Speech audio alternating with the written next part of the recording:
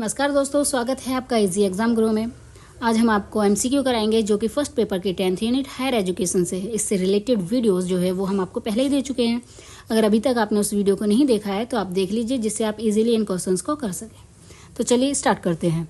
Which of the following documents is term as the Magna Carta of English education in India. तो option 1 जाता है हमारा Charles Wood dispatch, option B Macaulay minute, option C Mount Stuart Elphinstone, option D Wardha system. तो जो English education in India में Magna Carta कहा गया था वो कहा गया था चार्ल्स वुड डिस्पैच को। तो जो इसका सही आंसर हो जाता है वो होता है Charles Wood Dispatch. Next question पे आते हैं। In which of the following year Presidency University of Calcutta, Bombay and Madras were set up following the recommendation of Wood Dispatch. यानी कि वुड डिस्पैच ने की रिकमेंडेशंस पे जो यूनिवर्सिटीज एस्टैब्लिश की गई थी, जैसे कैलकाटा, बॉम्बे एंड मद्रास, तो वो किस डेट को की गई थी, किस सन में की गई थी। ऑप्शन ए है 1854, option B 1887, option C 1858, option D 1861। तो इसका जो सही आंसर हो जाता है वो होता है हमारा ऑप्शन बी 1857 में हमारी 3 यूनिवर्सिटी स्टैब्लिश हुई थी। किसकी रिकमेंडेशन पे? वुड डिस्पैच की रिकमेंडेशन पे। अब क्वेश्चन आता है कि वुड डिस्पैच कब आया था। तो 1854 में वुड डिस्पैच आया था। बढ़ते हैं अगले क्वेश्चन की तरफ। The university of Allahabad was founded in the year, यानी कि जो इलाहाबाद यूनिवर्सिटी है वो किस ईयर में स्टैब्लिश हुई थी। Option A 1887, option B 1901, option C 1905, option D 1911। तो जो इसका सही आंसर है, इसका जो सही ऑप्शन है वो हो जाता है हमारा ऑप्शन 1887। 1887 में इलाहाबाद यूनिवर्सिटी को एस्टैब्लिश किया गया था। उससे पहले 1882 में पंजाब यूनिवर्सिटी को भी एस्टैब्लिश किया गया था। हमें ये भी ध्यान रखना है कि पंजाब यूनिवर्सिटी 1882 में एस्टैब्लिश हुई थी। चलते हैं नेक्स्ट क्वेश्चन की तरफ। The report of central advisory board of education on post war development in India is also term as post war. जो इसका की वर्ड है वो पोस्ट वॉर है। Sargent report, Nehru report, Wardha report, none of the above.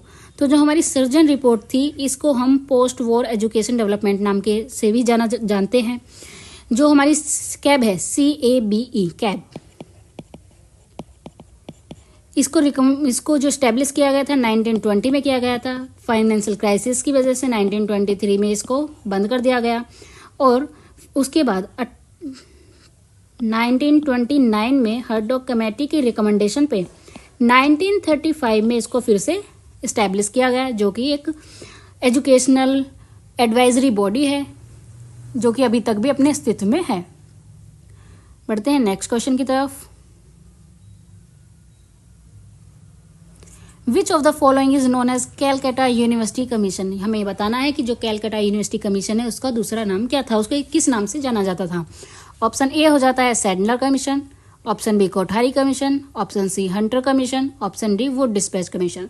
तो जो हमारा Calcutta university commission था वो जाना जाता था सैडलर कमीशन के नाम से। ये आया था 1917 में। हमें इनकी डेट्स वगैरह सब याद रखनी है। कोठारी कमीशन आया था हमारा 1964 में, हंटर कमीशन आया था हमारा 1882 में और वुड डिस्पैच आया था 1854 में। उसके बाद आते हैं अपने अगले क्वेश्चन पे। Which of the following regarded as the first policy measure regarding higher education. Higher education को लेके इनमें से गिवन ऑप्शंस में से कौन सी पॉलिसी थी जो हायर एजुकेशन के लिए थी। फर्स्ट, वो भी पहली पॉलिसी थी जिसमें हायर एजुकेशन का जिक्र किया गया था। तो पे आते हैं ऑप्शन जो ए है वो है हमारा वुड डिस्पैच, ऑप्शन बी है Macaulay minute, option C Elphinstone report, option D none of the above. तो जो हमारी बात हुई थी हायर एजुकेशन को लेके, फर्स्ट पॉलिसी थी, यानी कि पहली ऐसी पॉलिसी थी जिसमें हायर एजुकेशन के रिगार्डिंग कुछ बोला गया था, तो वो थी हमारी वुड डिस्पैच जो आई थी हमारी 1854 में। मैकाले मिंट आई थी हमारी 1835 में। एल्फिंस्टोन आई थी हमारी 1823 में। तो हमें इनकी डेट्स वगैरह सब याद रखनी है क्योंकि PYQ में जो क्वेश्चन पूछे जाते हैं वो सिक्वेंस के भी पूछ लिए जाते हैं।